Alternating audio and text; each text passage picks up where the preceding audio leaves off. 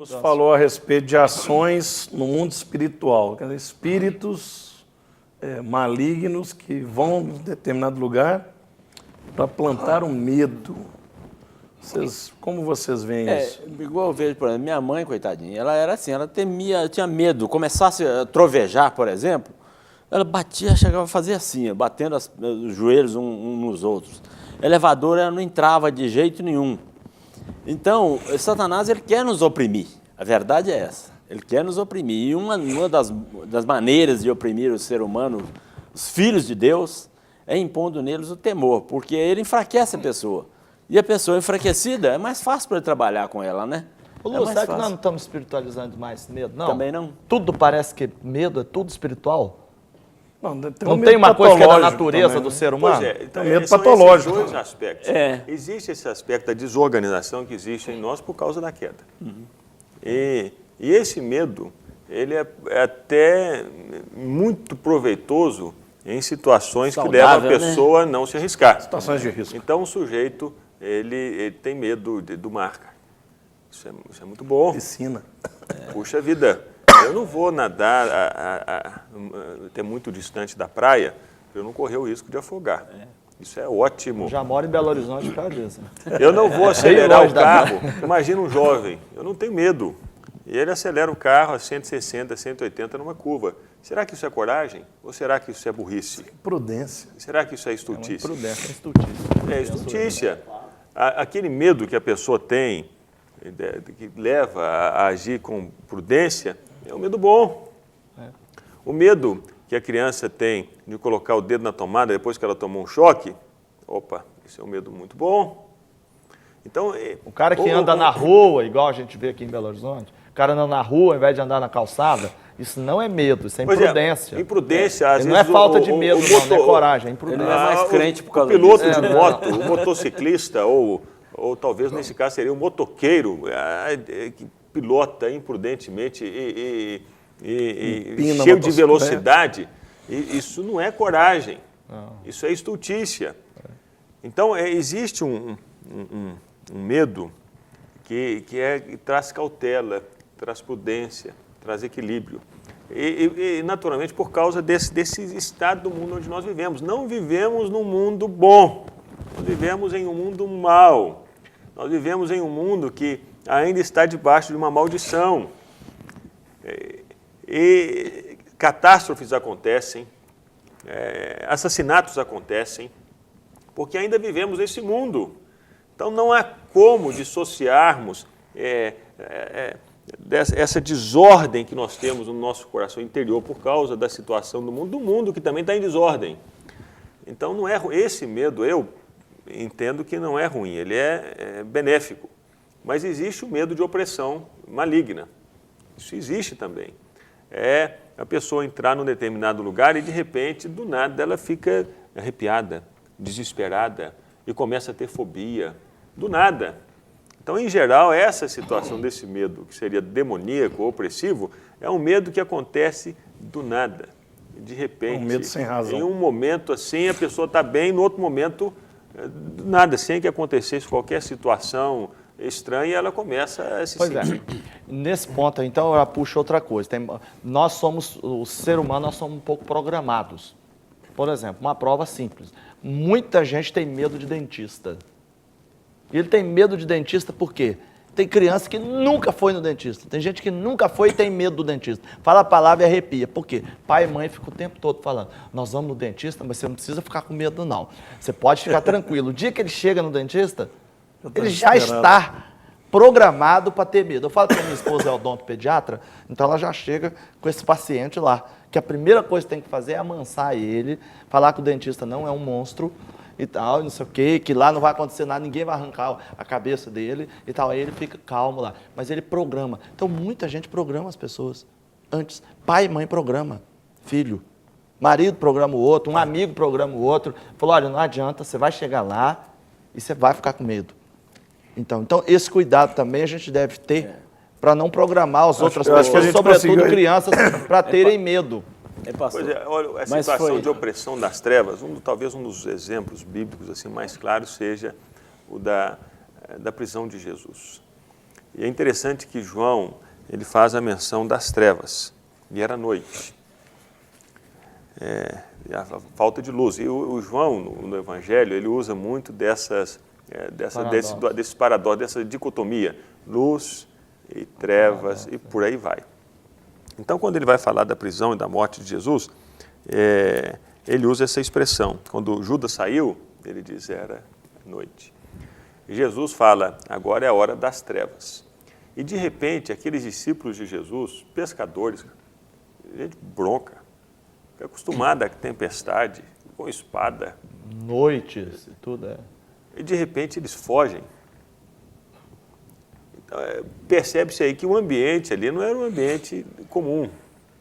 Havia algo mais naquele momento, além espiritual do que a noite escura, a noite sem lua, ou com lua, céu nublado. Havia algo mais que os levou a fugir. Um Pedro que nega Jesus 3 vezes.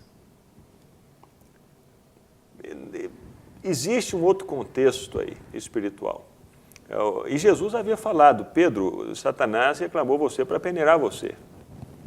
Então, nós não podemos ignorar a realidade dessa atuação maligna para trazer medo, opressão a pessoas em momentos da vida delas. Então a gente tem uma que é natural e tem uma que espiritual. Uma que pode ser espiritual. Uma que é natural do ser humano e a outra que é espiritual. Você mesmo falou, quando você disse que as pessoas têm medo de igreja, então o medo pode afastar a pessoa de Deus. Foi o que aconteceu com Adão e Eva no paraíso. Eles se afastaram de Deus por medo. Pedro, quando estava andando sobre as águas, né, o pastor citou aí, ele teve medo. Aí ele começou a afundar, começou a se afastar de Deus. Então, esse medo aqui é que a gente pode considerar como, eu posso até considerar como, né? até Mas como tem um natural, pecado. tem um programado. Porque Por exemplo, Deus táticas diz. de guerra.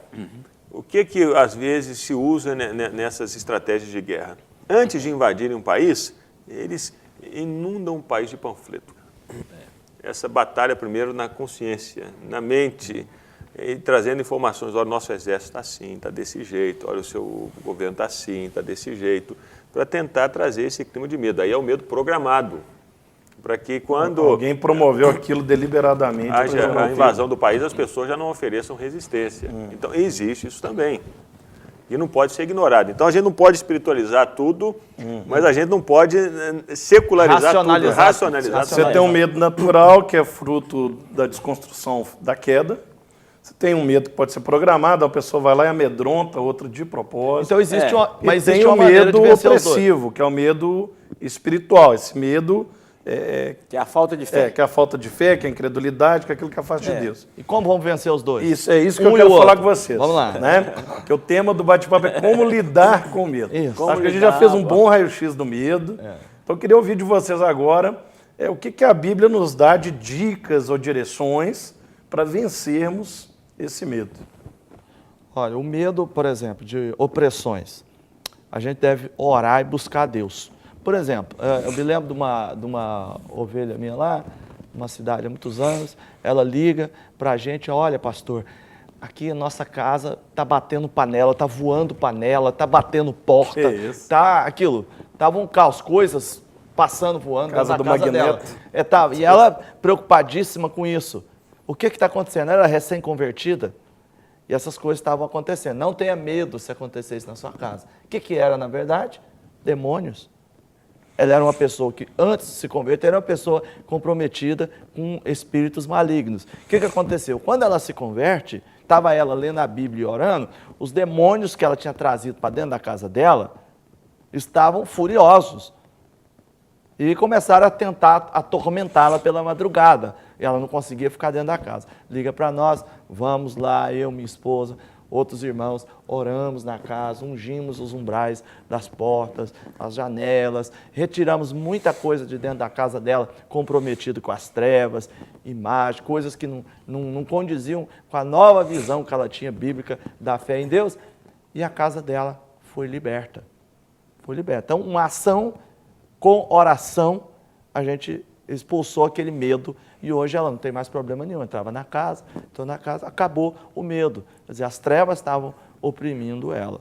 Né? Então, esse seria uma maneira. Agora, por outro lado, quando a gente vê a coisa o medo que a gente racionalizou, que é uma coisa própria do ser humano, como defesa dele, ou então aquele que foi impresso e que se tornou negativo na vida dele, eu creio que a pessoa pode buscar um tratamento, a pessoa pode buscar enfrentar, assim como o pastor Gustavo, enfrentar. Fazer um rapel. Né? Tem gente que tem medo Não resolveu, não. Não resolveu, mas para algumas Mas pessoas enfrentei. resolve. Para algumas pessoas resolve. Eu confesso para você que eu morro de medo de altura também. Eu não também me não sinto gosto de altura, confortável. Eu vou direto. Também não gosto, não. Nunca me sinto confortável. O ser humano não foi feito para voar. Não foi feito para saltar de paraquedas. Entendeu? Nós não nascemos para ir, nós nascemos para andar na terra. Se a gente tivesse para andar no ar, a gente nascia com asa. A gente nascia passarinho. Mas... Aí o que aconteceu? Eu creio que nessa hora é bom, talvez a gente enfrentar esse medo, orar, pedir a Deus, Deus me abençoe, que eu vença esse medo, que eu vença esse problema. Bom, eu tenho medo de elevador. Meu filho, suba e desça de elevador várias vezes, tenta vencer esse mal na sua vida. Entendeu? Eu tenho medo de avião. Companheiro, olha, vai ler as estatísticas de avião e andar de carro. Você vai ver que andar de avião é 5.000 vezes mais seguro do que andar de carro. Quer dizer, então, a gente com conhecimento e buscando apoio, quem sabe a gente possa vencer alguns medos naturais. Com oração, mesmo, tanto o medo físico, material, quanto o espiritual. E como eu já falei aqui no outro bloco aí, essas coisas são contagiosas, infelizmente são. Eu já havia viajado várias vezes de avião, eu entrava no avião, nem me preocupava, tranquilo, como se eu estivesse na minha casa. Um dia eu fui com um amigo e o camarada um crente, eu nunca vi tão pessimista daquele jeito. Quando nós fomos caminhando, aquele avião que você vai lá no meio do pátio para tomar o avião, e à medida que ele foi vendo o avião, ele começou, gente, mas é nesse aí que nós vamos? Não é possível, isso é uma cangalha. Isso não vai chegar lá, não. Meu Deus do céu. E não sei o quê. Rapaz, me despertou para aquilo que eu nunca tinha pensado. Nem tinha parado de pensar. Dali em diante, toda vez eu vou viajar vou andar de avião, eu tenho que orar, Reparar tenho que pedir o a Deus. Então, eu acho que aumentou seu tempo de oração. Qualquer medo que a gente tenha, seja de assalto, seja de sequestro, seja do que for, nós temos que colocar na mão do Senhor, saber que é Ele que está dirigindo a nossa vida. Senão, vai acontecer isso. Vem qualquer um que fala no seu ouvido sobre qualquer coisa, você está bebendo essa água está contaminada, e daí a pouco você já começa a sentir dor de barriga, começa a passar mal, né, por influência maléfica, vamos dizer assim. Né? Deus pode trazer paz. Né? Pode trazer paz. Paulo exatamente. viveu uma experiência tão interessante na cidade de Éfeso. E ele registra essa experiência na segunda carta dele aos Coríntios. E ele diz assim: irmãos, não queremos que vocês desconheçam as tribulações que sofremos na província da Ásia, as quais foram muito além da nossa capacidade de suportar, ao ponto de perdermos a esperança da própria vida. De fato, já tínhamos sobre nós a sentença de morte para que não confiássemos em nós mesmos, mas em Deus que ressuscita os mortos. A situação que ele experimentou aqui em Éfeso e na Ásia foi além das forças dele. Mas ele conseguiu experimentar paz a partir da confiança em Deus. Imaginando, se eu morrer, morri. Eu confio no Deus que é poderoso até mesmo para me trazer a vida novamente. Que é poderoso até mesmo para me ressuscitar dos mortos. A grande chave para lidar com o medo. Né? A Bíblia fala que o verdadeiro amor lança fora todo medo. E o verdadeiro amor, ele vem de Deus. Então, se apegue ao Senhor, se apegue a Deus, experimente o amor de Deus, que Ele vai aniquilar todo tipo de medo que há na nossa vida que possa ter uma origem maligna. E com essa palavra eu queria agradecer ao pastor Atilano Muradas, pastor Lúcio Barreto, pastor Gustavo Bessa, né? Esse programa de terça, ele é curtinho, né? A primeira apresentação dele é na terça, ele aparece outros dias também, nas reprises, mas ele é curtinho, mas eu acho que deu para dar um panorama do que é o medo e como que você deve lidar com o medo.